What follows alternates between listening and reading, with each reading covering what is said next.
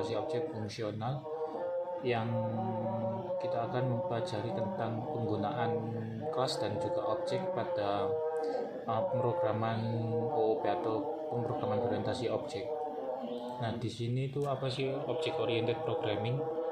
Object oriented programming itu bukanlah sebuah bahasa pemrograman ya, tapi dia itu sebuah metode di mana menjadikan program kita itu lebih modular. Nah, modular itu proses membagi program kita menjadi subprogram yang terpisah. Nah, kenapa kita harus membuat subprogram ini menjadi subprogram yang terpisah? Itu supaya saat kita melakukan maintenance ataupun perbaikan pada kode kita nggak harus memperbaiki semua code yang ada pada suatu file atau source code itu. Jadinya kita bisa membuat kayak semisal kita buat fungsi untuk penjumlahan sendiri ataupun source code untuk penjumlahan sendiri, terus ada source code untuk pengurangan sendiri. Jadinya nanti kalau ada terjadi error pada suatu sistem ataupun program pada subprogram seperti yang penjumlahannya aja yang error, jadinya kita cuma memperbaiki subprogram yang penjumlahan tadi. Nah, seperti itu. Nah, penggunaan OP ini banyak digunakan sekarang pada bahasa pemrograman dikarenakan menjadikan program kita itu ya seperti ini, menjadikan lebih modular, menjadi program yang bisa di subprogram yang terpisah-pisah. Nah, kegunaannya itu pertama itu seperti itu, maintenance. Nah, kedua itu penggunaannya itu supaya lebih mudah dibaca kodenya. Kenapa OP ini membuat kita lebih mudah membaca kode? Karena kita tidak sampai harus mengulang-ulang banyak coding yang sebenarnya itu kita bisa terapkan dari satu kelas induk ataupun parent class. Kita bisa gunakan datanya yang dari parent class itu ke child class, jadi kayak gitu. Nanti kita akan belajar mengenai object oriented programming pada pertemuan selanjutnya yang lebih mendalam. Kerangka object oriented programming. Nah, object oriented programming itu terdiri dari satu, ada komentarnya. Sebenarnya komentar ini nggak wajib ya, sebenarnya komentar ini sebenarnya di pemrograman prosedural juga, tapi di object oriented programming itu kita juga menerapkan komentar supaya lebih jelas gitu, ini itu sebenarnya fungsi atau metode atau kelas apa. Terus nanti ada package itu seperti folder sebenarnya yang menampung coding ataupun source code nantinya itu. Nah, kita bisa memanggil kode-kode itu dalam sebuah package ataupun kayak folder tadi. Nah, terus nanti ada import. Nah, import ini itu memanggil nama dari source code file kita yang mau kita lakukan masukkan ke dalam main program kita. Misal ada subprogram penjumlahan, nah kita itu melakukan import ke dalam main program kita itu penjumlahan tadi. Tapi di Java itu kita nggak harus pakai import sih. Ada beberapa bahasa pemrograman yang mewajibkan kita harus melakukan import, seperti bahasa pemrograman Dart yang kalau sudah tahu sekarang kalian. Lalu ada class body, kelas ataupun kelasnya, terus ada datanya, data variabelnya tadi, terus ada method. Nah, ini method itu function ya, sebenarnya itu di pemrograman lain itu panggilannya juga bisa disebut function. Terus ada main method ataupun main functionnya tadi. Terus karakteristik object oriented programming. Nah, di sini ada beberapa karakteristik, yaitu satu, objek terdiri dari objek, terus ada kelasnya juga, terus nanti ada abstraksi, ada enkapsulasi, inheritance atau penurunan, polymorphism, berbagai banyak bentuk. Nah, nanti kita akan belajar mengenai objek dan kelas saja. Nanti pada pertemuan selanjutnya kita akan membahas tentang abstraksi, enkapsulasi, inheritance sampai polymorphism. Gambaran mudahnya kelas dan objek. Nah, kelas itu gambaran kayak blueprintnya. Blueprint ini itu gambaran yang masih umum. Jadi kita bisa membuat sebuah function dan property yang nantinya itu kita create instance-nya, kita panggil di objek nantinya. Jadinya misal kita buat objek Carville nih, kita cuma tinggal panggil kebutuhannya itu datanya apa aja, kayak warnanya itu orange, terus tingginya itu 27, lengthnya panjangnya itu 46, terus beratnya itu 4 kilo. Jadinya kita bisa membuat objek banyak dengan hanya menggunakan function dari parent class-nya ini. Jadi kita tidak harus membuat function yang banyak lagi untuk setiap objek-objek nantinya. Itu keunggulan dari penggunaan object oriented programming. Nah, sekarang gimana pembuatan penciptaan objek? Nah, objek itu nanti ada terdiri dari datanya nanti ataupun atribut. Nanti kalian bisa pakai nama, alamat ataupun NIM kalau kalian objek mahasiswa ya. Terus ada metode juga nanti total SKS sama rata IPK-nya. Terus nanti kalau kalian pada saat penciptaan kelas, kalian juga harus mengetahui, nah ini kelas ini sebenarnya itu kelasnya itu dari mana. Misal dari kendaraan kan ada banyak jenis kayak pesawat ataupun sepeda motor ataupun mobil. Nah, nanti kita turunin jadi mobil. Terus di mobil ini kan ada berbagai macam jenis mobil kayak BMW, Ferrari, Mitsubishi dan sebagainya ya. Terus nanti Mitsubishi ini itu kan terdiri dari beberapa atribut seperti warnanya, ada harganya juga, kecepatannya juga. Nah, oke, langsung aja kita coba ya membuat objek oriented di Apache NetBeans ini. Langsung aja kita buka Apache NetBeans ini. Terus kalian buat project baru. Nah, kalian buat project barunya bisa dari sini new project ataupun dari file lalu create new project. Oke ya. Kalian nanti bisa pilih Java-nya, kalian bisa pilih terserah, pakai Maven juga bisa, pakai Gradle juga bisa, pakai N juga bisa. Nanti terserah kalian mau pakai yang Java yang mana ya. Nanti menyesuaikan keinginan kalian aja. Oke, terus kita pertama-tama kita buat Java application, terus kalian pilih next. Nah, nanti kalian disuruh untuk memberikan nama project tadi. Kita berikan nama semisal pertemuan 1. Oke ya. Terus kita project location-nya kalian bisa ganti. Saya taruh di NetBeans aja, NetBeans project-nya aja. Terus kalian klik finish. Nah, oke. Nah, di sini kita udah dapet shortcut-nya ya, pertemuan 1. Sebenarnya ini maunya saya itu pakai kelasnya itu bukan pertemuan 1 sih, pakai kelas mainnya, main programnya. Tapi kita kan buat project-nya kan pertemuan 1, jadi mau nggak mau harus nama dari project tadi. Oke, tapi nggak apa-apa, nanti kalian bisa ganti-ganti sesuai dengan keinginan project kalian. Sebenarnya bisa kalian ganti dengan ganti pertemuan 1 ini, lalu kalian ganti pertemuan 1 ini sebagai main, ini juga main. Nanti tinggal kalian run programnya aja, jadinya udah bisa dijalankan. Oke, pertama-tama kita coba untuk membuat objek ya. Bukan objek sih, kita buat ini aja. Semisal kita akan penggunaan Java-nya terlebih dahulu ya, penggunaan Java-nya dulu. Oke, kita buka modul yang udah dibuat. Nah, ini pertama kita coba aja dulu ini yang kita mau cetak ini, print. Kita coba nyetak sebuah atribut variabel data, sama dicoba kita cetak dulu. Oke, pertama kita buat atributnya, semisal kita int nilai 1, kita kasih nilai 2, terus kita buat langsung aja nilainya ya. Nanti kita set value-nya di baris keduanya aja, nilai 2. Oke. Terus kita set nilainya, nilai 1 sama dengan 3, nilai 2 sama dengan 4. Oke. Lalu kita coba keluarkan dengan panggil system.out.println. Oke ya. Kita coba keluarkan hasil nilai satu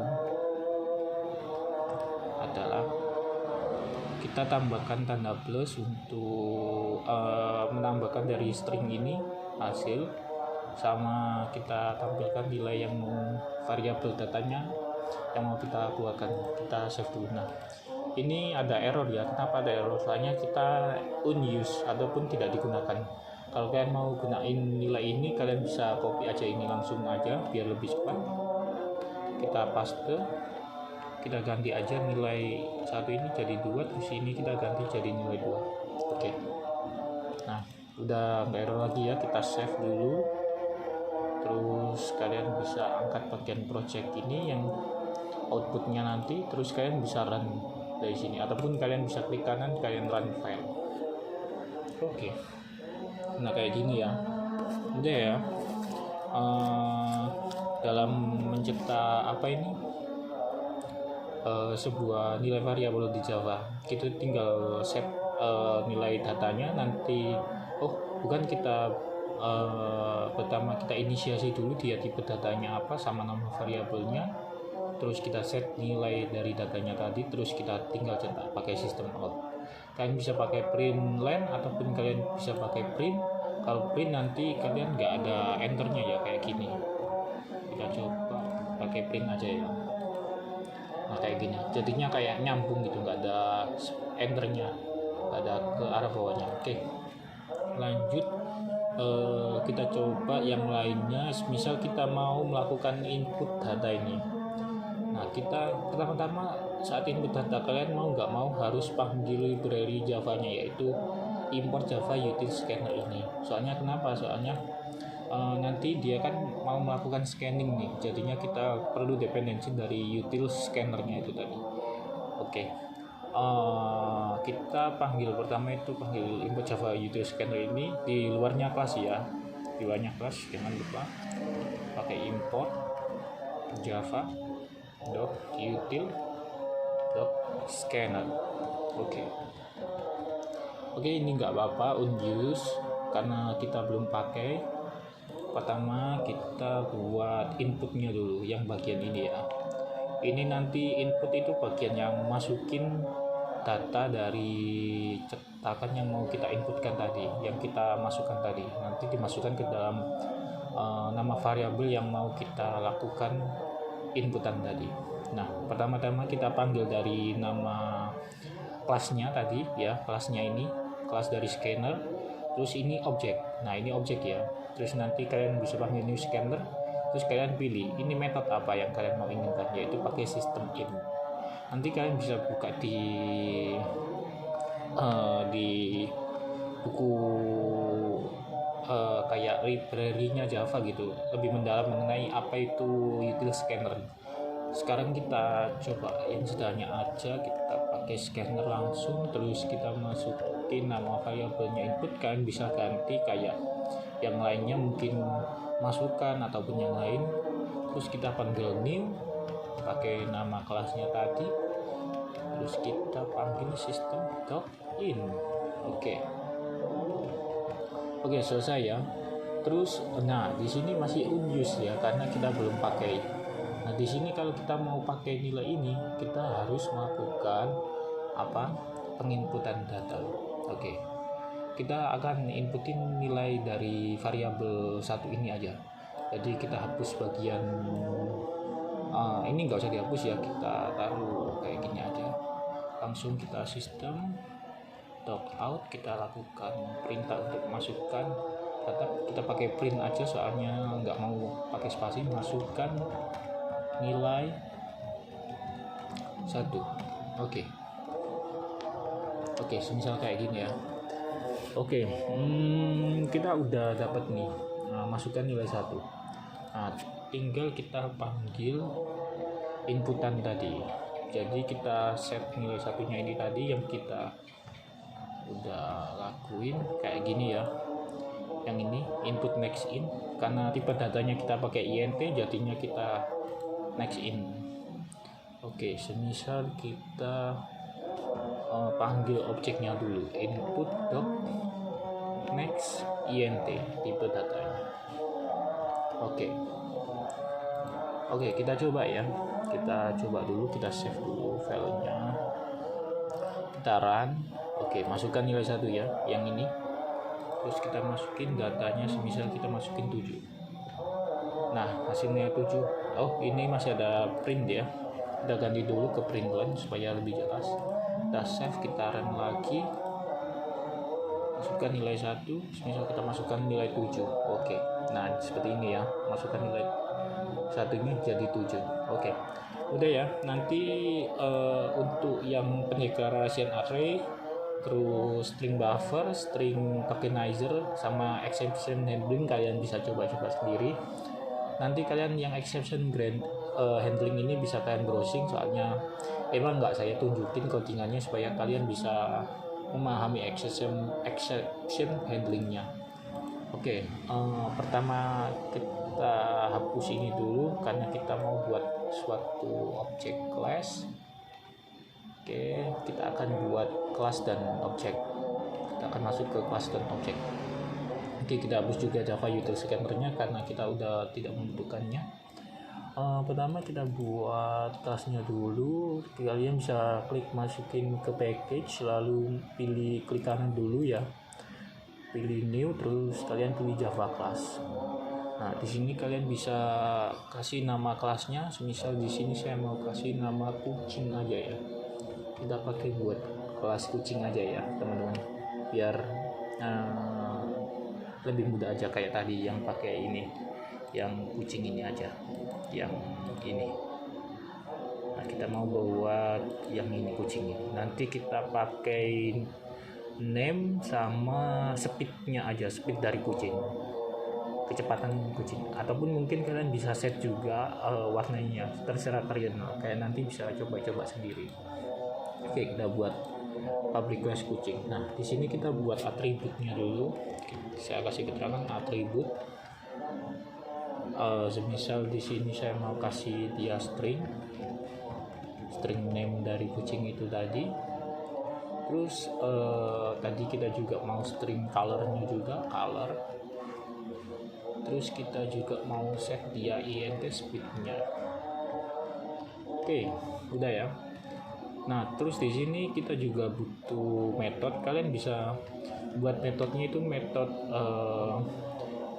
penilai return, ataupun kalian bisa pakai yang tetap yang kayak void itu ya. Kalian bisa pilih void ataupun int return ataupun double return gitu. Nilai yang memiliki nilai kembali return, ataupun nilai yang cuma nanti ditampilkan. Kita buat metode yang sederhana aja yang pakai void. Semisal kita void show. Nah,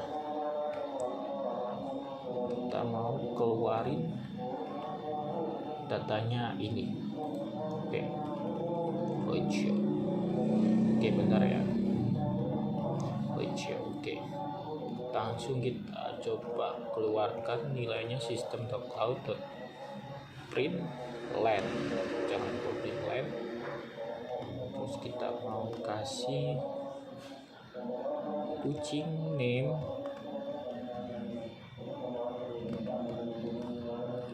kita keluarkan tadi datanya name. Terus kita juga mau keluarin colornya juga. Kita langsung aja copy paste biar nggak lama. Kita paste di sini, kita paste di sini juga kucing color. Terus di sini kucing speed. Oke, akan ganti nama datanya tadi, sesuaikan dengan yang mau dikeluarkan, ya, speed. Oke. Nah, kalian nanti juga bisa atur-atur ini. Kalian bisa pakai if else pada Java ini nanti buat percabangan, ataupun kalau kalian ingin manipulatif juga. Misal kalau nilainya semisal ada mahasiswa nih, nilainya itu di bawah ini, nanti sistem outnya itu keluarnya yang ini. Terus yang jika else nya nilainya kurang, nanti kalian bisa tampilin nilai yang di bawahnya. Oke, tapi kita buat mudah aja pakai atribut sama metode yang sederhana aja. Oke. Nah, terus di sini kita akan panggil objek. Kita akan membuat objeknya. Pertama kita panggil kelasnya dulu kucing, terus kita pakai Anggora aja ya, atau Garfield tadi. Garfield sama dengan new kucing. Nah ini kita udah dapet ya. Oh ini jangan lupa kasih buka kurung tutup kurung ya. Oke, di sini udah kita buat kelasnya unuse ya. Ada peringatan unuse karena kita belum pakai. Kita tinggal panggil, enaknya itu objek oriented itu kalian tinggal ini kasih name. Nah enaknya itu kalian bisa tinggal pakai ini aja, Garfield. Kan bisa use dari kelas ini secara terus menerus data dari atribut ini, jadi kalian tidak harus mengulang-ulang. Oke, terus kita panggil Garfield, pakai colornya itu warnanya orange. Oke, terus Garfield dog speed. Oke, kayaknya ada yang salah, kok nggak muncul. Oke, terus kita set karena nilainya int, kita langsung kasih kan nilai seperti ini. Oke, kita kalau kalian mau ngeluarin kalian tinggal panggil Garfield dog show. Oke, udah. Nah ini ya, ini metodenya tadi, terus ini atribut data yang mau kita set nilainya. Nah ini di objek, terus ini adalah kelas dari kucing yang udah kita buat ini, kucing. Oke, kita run aja langsung.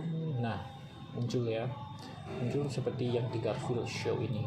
Nah ini enaknya pakai OOP adalah saat kalian mau buat objek yang banyak, kalian tidak harus membuat atribut ini secara berulang untuk setiap set datanya. Jadinya nanti objek oriented itu sendiri yang membuatkan nama-nama dari atribut ini. Jadi kita tinggal buat kucingnya itu lebih banyak. Misal kita mau buat lagi Garfield, jangan Garfield ya, kita pakai Anggora, kita kasih nama Anggora. Oh ini Garfield ya, miliknya Garfield. Oke, unuse datanya, kita Anggora dulu, terus kita kasih color, nggak apa-apa sih color, kita set dulu warnanya black semisal. Kita set Anggora dot name ya, name-nya jangan lupa ya, name-nya Anggora. Oke, terus kita mau juga Anggora ini nampilin data juga, nampilin data speednya tadi, speednya misal dia itu 12. Oke, oh di sini error ya, soalnya kita tipe datanya salah. Oke, string saya tadi pakai string, nah sekarang pakai int. Terus kalian tinggal panggil Anggora dog show. Udah selesai. Nanti kucing name Anggora, colornya black, speednya 12, kayak gitu. Oke, mungkin itu saja yang bisa saya sampaikan. Apabila kurang lebihnya mohon maaf. Nanti kalian bisa pelajari object orientednya di modul praktikum ini lebih mendalam yang sini. Nanti kalian juga bisa lihat dokumentasinya di Java juga ataupun dari internet. Selamat mencoba juga. Kurang lebihnya mohon maaf. Wassalamualaikum warahmatullahi wabarakatuh.